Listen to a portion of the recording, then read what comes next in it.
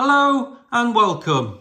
In today's video, I'm just going to demonstrate to you how to replace the key fob battery in this Lexus remote key fob.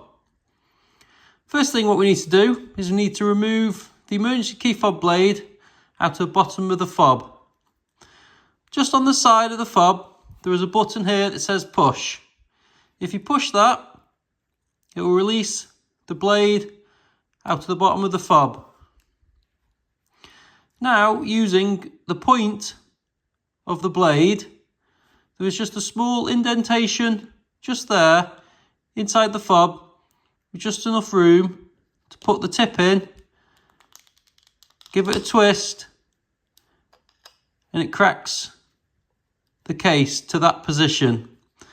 Now what you do, there's just a couple of clips here that you need to really put a bit of pressure on to crack the case. You may feel that you're about to break the case, but it is sometimes very, very stiff, and you do need to put a lot of pressure on it,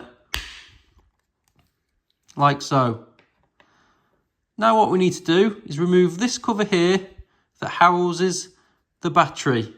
So you get a small screwdriver, and underneath it, you just prise that little cover off. And there is your key fob battery. And we just remove it from its housing. This key fob takes a battery with a part number of CR2032, like this one. We just simply get our little battery and we just pop it back into the housing, and making sure that the writing on the battery is facing upwards and we know it's in its correct location. And now it's just time to pop it all back together. So you get your cover, and you just pop it back in, click it back in place. Get your top cover,